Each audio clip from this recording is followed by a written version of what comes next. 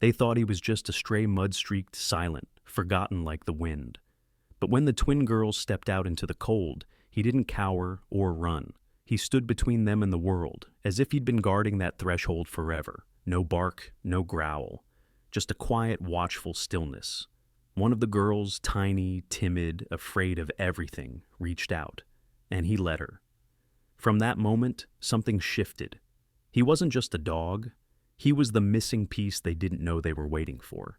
He didn't come to be rescued. He came to bring them home. The first cold front of the season had settled over the outskirts of Darrow Ridge, Montana, casting the mountaintop estate in an eerie silence. Snow hadn't yet begun to fall, but the air carried that peculiar heaviness, like the mountains themselves were holding their breath. Wind scraped along the pine-lined ridges and rattled the wrought iron gate that marked the entrance to Logan Reeves's estate, nestled in the wooded hills far from town. The vast property, encircled by stone walls and towering spruce, seemed more like a fortress than a home. Inside, Logan Reeves stood near the tall windows of the main study, a glass of untouched scotch in hand, staring at nothing in particular. Once a prominent figure in Silicon Valley, Logan had retreated from the public eye after a fiery crash claimed his wife 3 years prior. The media called it tragic. The stockholders called it inconvenient. Logan simply called it enough. He had packed up his daughters and moved to the old family estate in Montana, determined to keep the world and its questions at arm's length. Logan, now in his late 30s, had the hardened look of someone who used to smile often but no longer remembered how.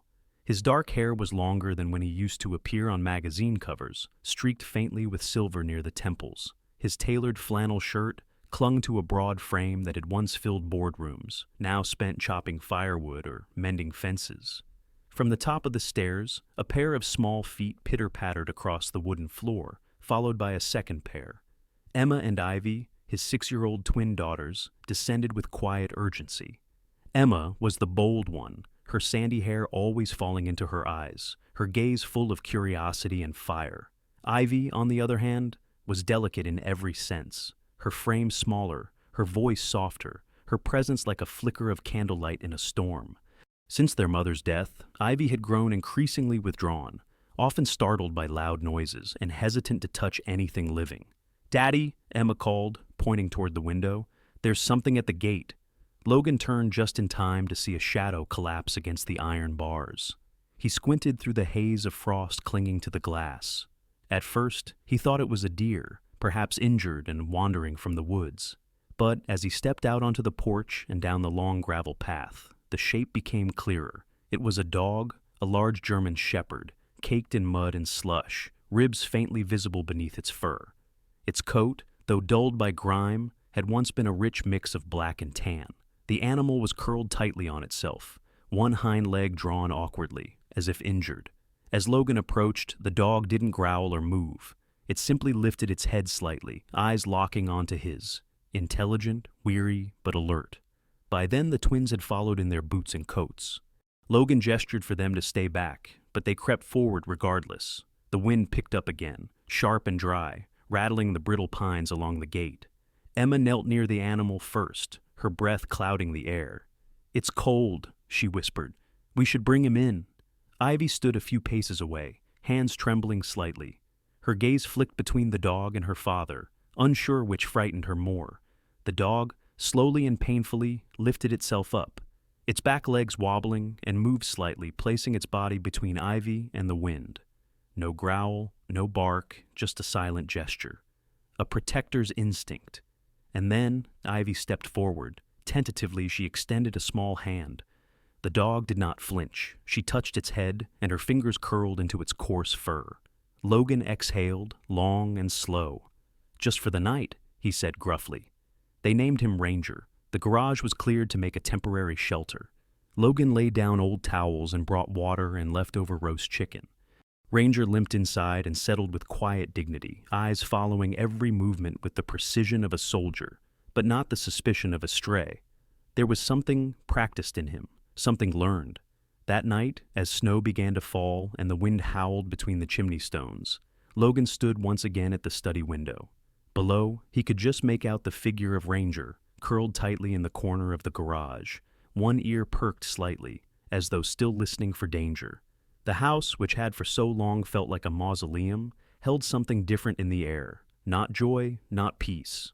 Those were far-off luxuries, but the faint trace of tension loosening its grip. In the girls' room upstairs, Emma had already fallen asleep, tangled in her blankets like always. But Ivy lay quietly, her small hands still smelling faintly of fur. Down in the dark, the dog who had no name before today slept without protest, without chains, without command. He had chosen this house, perhaps not for its warmth or safety, but for the look in Ivy's eyes when she reached for him, and in return, he had stayed. The morning fog clung to the hills like a blanket not yet shaken loose. It hung heavy around the Reeves estate, wrapping the wrought iron gate and the long gravel drive in ghostly stillness. Logan Reeves stood at the threshold of the front porch, his breath visible in the sharp air, watching the gate open slowly to admit a figure walking toward the house with steady, unhurried steps.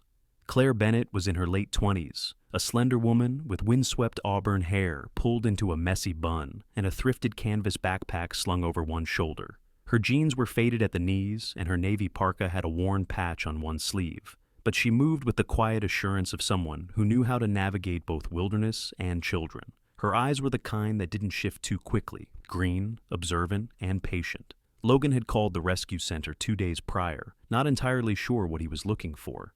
He didn't trust agencies or glossy brochures with smiling faces that smelled like perfume and plastic toys.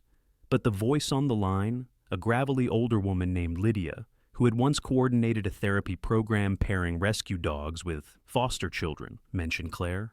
"She's calm, good with kids, doesn't talk more than necessary," Lydia had said.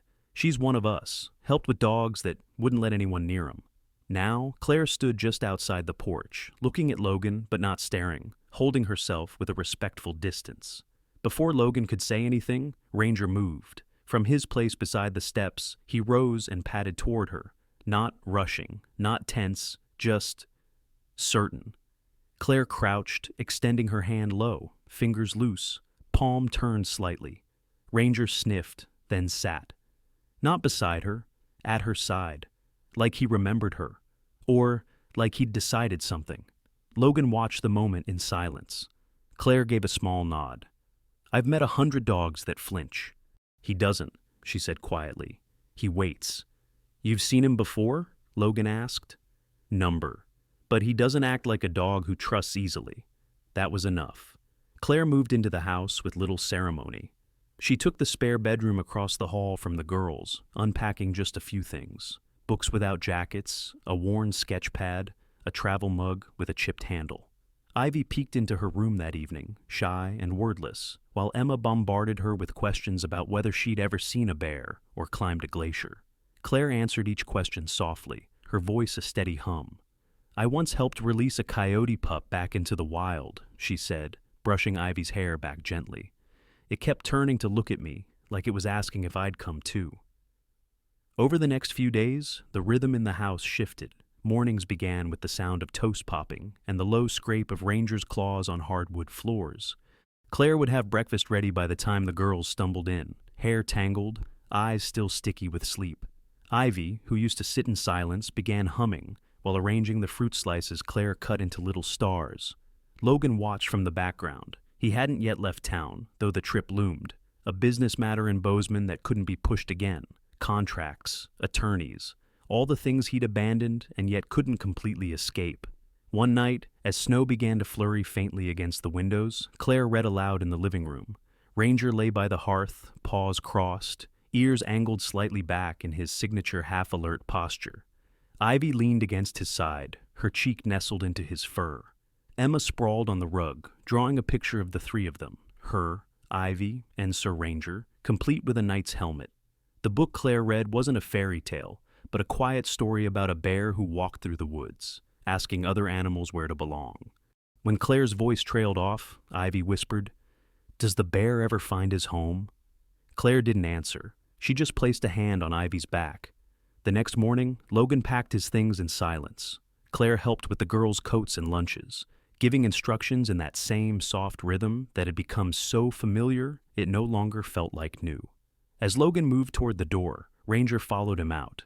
But halfway down the drive, Ranger paused, turned, and looked back. Claire was in the doorway, one hand on Ivy's shoulder. Logan met Ranger's eyes. "You staying or going?" Ranger didn't move. Logan chuckled dryly and opened the truck door. "Didn't think so." He drove off without another word. That afternoon, Claire took the girls out to the clearing behind the estate. The snow was soft and not yet deep, and she brought an old sled she found in the storage shed. Ranger ran alongside them, tail high, occasionally nudging the sled with his nose when it slowed. At one point, Ivy tripped and landed in the powdery snow. She didn't cry. She sat up, blinking, and looked to Ranger. He trotted over, placed his nose against her cheek, and waited. She laughed. That night, Claire sat by the fire after the girls had gone to bed, her sketch pad in hand. She wasn't drawing landscapes, she sketched the girls. Their faces turned slightly in profile. Ivy's head resting on Ranger's side, Emma mid-laugh. Ranger sat nearby, as if guarding the memory she was tracing. She didn't hear Logan's truck pull back into the driveway until the headlights cast twin beams across the snow outside. He was early, much earlier than expected. When he stepped inside, he paused, noticing how quiet it was. Then he saw the sketch pad in Claire's lap and the firelight dancing against Ranger's fur, and he understood something had shifted, something small but not insignificant. Night fell early in Montana this time of year, stealing the last of the light before dinner was even cleared from the table. Snow whispered against the window panes of the Reeves estate, soft and steady like the breathing of something asleep. Inside, the rooms glowed with the warmth of firelight and the quiet murmur of bedtime routines. Logan had returned earlier than planned from a short overnight trip to Bozeman. Business had been cut short, something about signatures arriving late, and he found himself heading home with a restlessness he couldn't quite name. It was close to midnight when his truck crunched up the gravel driveway. He didn't expect to find the house still lit. He entered without a word, setting down his keys gently. The house was still. No footsteps, no laughter. Just the low hum of the heating system and the crackle of dying embers in the fireplace. He found them in the girls' bedroom. Emma and Ivy were curled up on the queen-sized bed. Claire had pushed their twin beds together after one too many nights of shared sleep. Emma lay with one arm tossed over Ivy's shoulder, and Ivy's small hand clutched the corner of Claire's flannel shirt like an anchor in a dream. Claire herself was half sitting, half folded over, her head resting against the wall, hair loose for once, her breathing even. And Ranger. The big German shepherd lay stretched across the bed between them, head resting on Claire's shoulder as if to say, "These are my people." His tail thumped once, then stilled again when he noticed Logan. His eyes stayed on him. Logan stood in the doorway longer than he meant to. Something about the stillness, about the quiet claim this moment made, without permission, without negotiation, left him feeling like a guest in his own home. He turned and left, without waking them. The next morning, the sky was a blank sheet of gray, and the sun barely cut through. Claire was the first downstairs. She wore the same hoodie from the night before, sleeves tugged over her hands. Her hair was tied up again, practical and neat. She didn't expect to find anything waiting for her, but on the kitchen table, between the basket of clementines and the ceramic sugar bowl, sat a single note on stiff cardstock. No envelope, no signature. "You're no longer needed," that was all. No explanation, no goodbye. Just a sentence as cold as the morning outside. Claire stared at it for a long time. Then, quietly, she began to pack. She didn't say much to the girls, just told them she had something to take care of, and gave them each a gentle hug. Emma frowned, arms crossed, sensing something was off. Ivy looked up and whispered, "You'll come back?" Claire smiled but didn't answer. By the time she stepped onto the porch with her backpack, the snow had started again. Thin flakes falling lazily, not in a storm, but in that steady way that made the world feel quieter. Ranger followed her. At first, just to the door, then down the steps, then down the path. He didn't bark or whine. He just walked, shoulder to shoulder with her, like they'd always been going somewhere together. Claire turned as she opened her car door. Logan stood at the top of the porch steps, arms folded, his jaw tight. "You don't have to take him," he said, voice even. "He's not yours." Claire looked at Ranger. The dog looked up at her, then back at Logan. "I didn't ask him to come," she said simply. Ranger paused for a moment, just a breath, and then leapt into the back seat without hesitation. Logan didn't try to stop him. He didn't say another word. Claire nodded once, pulled the door shut, and drove off. That evening, the house was too quiet. The kind of quiet that wasn't peaceful, but hollow. Emma refused to come down for dinner. Ivy sat at the kitchen counter, staring into a bowl of untouched macaroni, her cheeks pale, her hair damp with sweat. "Not hungry," she whispered. Logan touched her forehead. Warm. Warmer than it should be. He brought her upstairs and tucked her into bed. Her breathing was quick, her hands clutching the edge of her blanket. She didn't cry. She didn't speak for a long time. Then, as Logan turned to leave, her voice reached him, barely audible. "Ranger, don't go." He turned, but her eyes were closed. She was speaking to the space beside her, the way children do when they dream. "Claire, please don't go." Logan stood in the doorway long after she'd fallen asleep. Outside, the wind picked up. The snow had stopped, but the air had teeth again. It clawed at the windows, whistling through cracks no one had noticed before. And on the front steps, the spot where Ranger always sat, ears perked, tail curled neatly at his side, was empty. The days that followed Claire's departure unfolded like brittle pages from a forgotten book. Inside the grand, timber-framed house tucked high in the Montana mountains, the air thickened not with snow, but with something heavier: silence, disconnection, loss. Logan noticed the shift immediately, though he didn't speak of it. Ivy had grown quieter, as if trying to take up less space, her small hands always folded in her lap, her steps softer. Emma, usually a fountain of words and laughter, had become irritable. She snapped at her sister over misplaced pencils and folded her arms during breakfast, refusing to meet her father's eyes. The twin harmony they had always shared frayed visibly. And then there was the absence that hung like a shadow in the hallway's Ranger's absence. The German shepherd, once stationed loyally outside the girl's bedroom, like a silent guardian, no longer padded through the house with soft footsteps or curled at Ivy's feet during story time. The fireplace crackled without joy. Meals were eaten in a quiet that buzzed too loud. The girls still asked about Claire, though their questions grew fewer, replaced by glances toward the front door.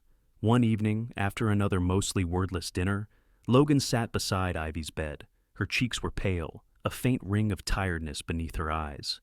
The stuffed rabbit she once held in sleep now sat untouched on the shelf. He brushed a hand gently over her hair, fingers catching in the loose curls. "Daddy?" Ivy's voice was a whisper, uncertain. "Yes, sweetheart?" She looked up at him, her eyes too old for 5.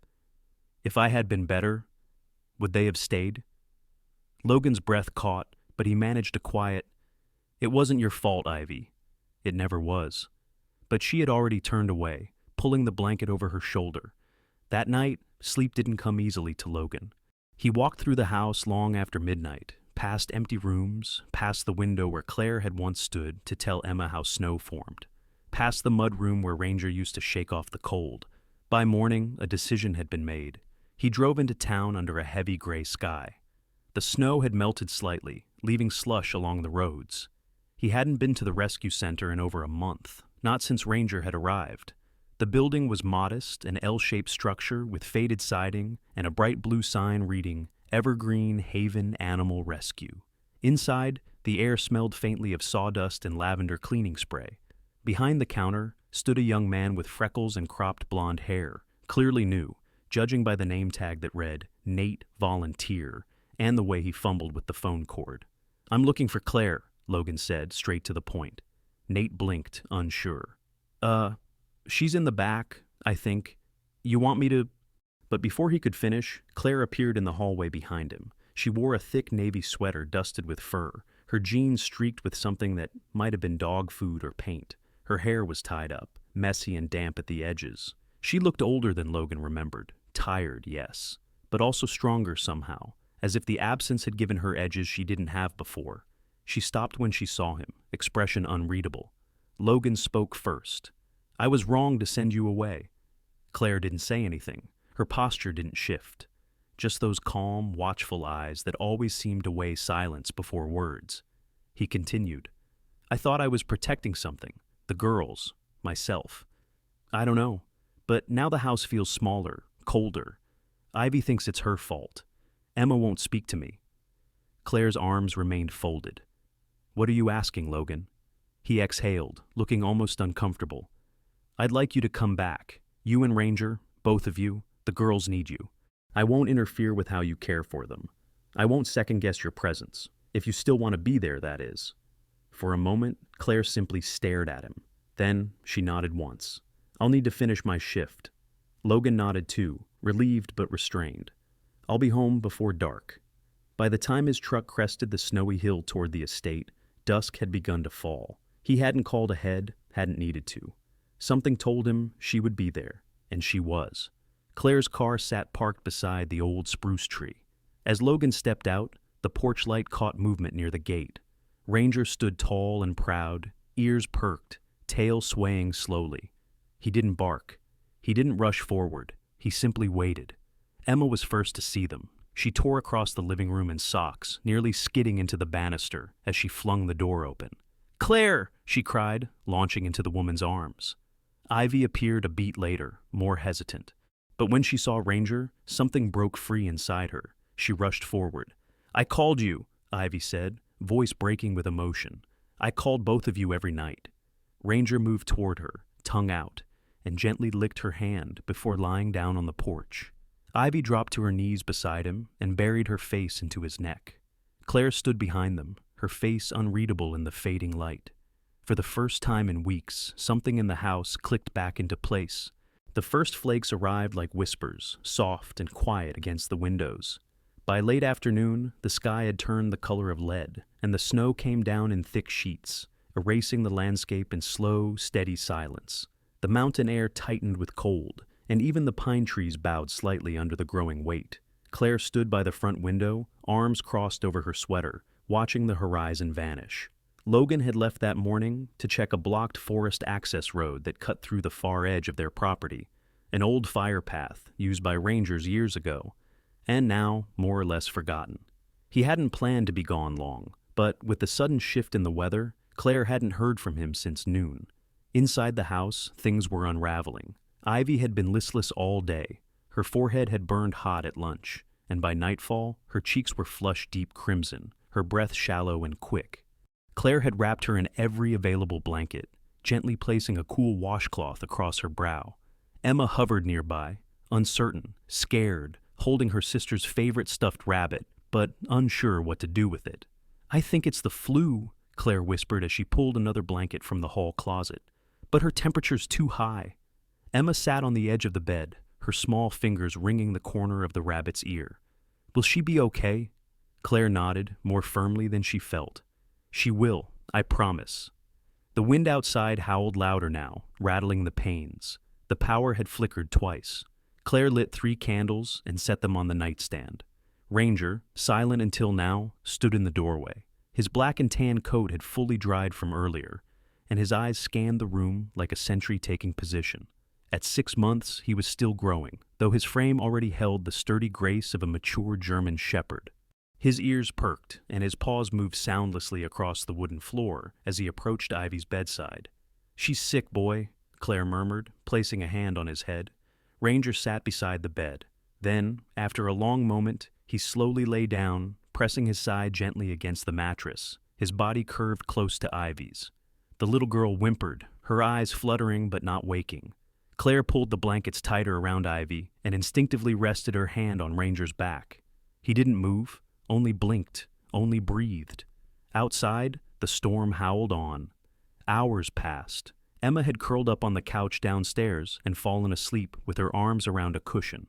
Claire checked on her, made sure she was warm, then returned to Ivy. The girl's fever had not broken. Claire rotated cloths from cold water to her forehead, whispering nonsense and lullabies in turns. Every time she reached for another blanket, Ranger lifted his head, tracking her with unspoken understanding. The storm showed no signs of slowing. Claire glanced at the clock again. 2:43 a.m. Still no word from Logan. The landline was dead. The cell signal had gone out with the first gusts. She tried not to imagine his truck stalled somewhere, or worse. She tried not to let her fear take root. Ranger, at least, had not left his post. At dawn, the world was white.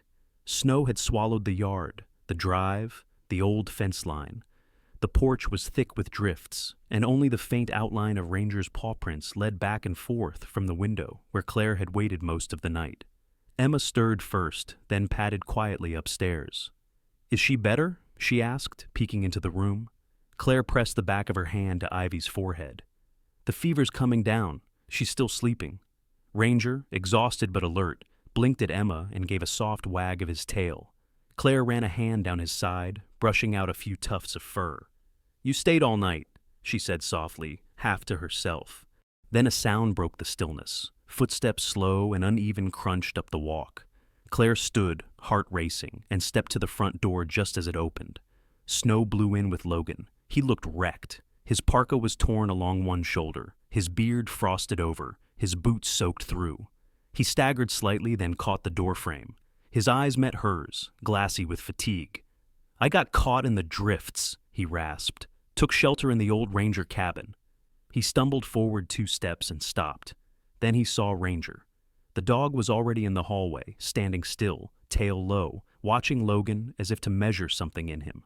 Claire stepped aside. Logan knelt, slowly. His knees hit the floor with a muted thud, and he reached out, gathering Ranger into an embrace. The shepherd didn't move, didn't resist. "I thought about this house all night," Logan said, his voice raw. "About my girls, and you." His fingers curled into Ranger's thick fur, soaked with sweat and snow. You stayed with them. You watched over them." He buried his face briefly against the dog's shoulder, then looked up, eyes rimmed red. "You chose this place," he said. "You chose them, and I am grateful." Claire watched quietly from the doorway. No fanfare, no speech. Just that quiet moment, the snow behind them, the heat of the house ahead, and a man who'd finally understood what it meant to be chosen. Not because he commanded it, but because he'd been worth returning to. The Sunday morning sun broke through the pine branches like liquid gold, casting slanted beams across the floorboards of the Reeves home. The air inside was warm, with the scent of fresh coffee and pancakes. Faint notes of cinnamon and vanilla lingering around the kitchen island. Outside, the snow was beginning to melt into glistening rivulets, dripping steadily from the rooftop and window frames. Winter was still present, but softer, gentler now, as if it too had grown tired of being cold. In the living room, Emma and Ivy sat cross-legged on the rug, a collection of colored pencils spread out between them like a burst of fireworks. Their small frames leaned in toward a single sheet of thick drawing paper. Emma's blonde curls bounced each time she reached for a new color, while Ivy's darker hair was pinned back in a loose barrette, her tongue peeking out the side of her mouth in concentration. Claire was seated nearby on the sofa, her legs tucked beneath her, holding a worn copy of Charlotte's Web in one hand and a half-folded blanket in the other. She wore a light gray sweater and soft jeans, her face relaxed in a way that hadn't been visible during those first few tense days. Occasionally, she glanced at the girls, a smile flickering on her lips. Ranger lay between Ivy and Claire, his large frame stretched out across the rug, head resting near Ivy's knee. His fur gleamed under the morning light, black and tan waves rising with each breath.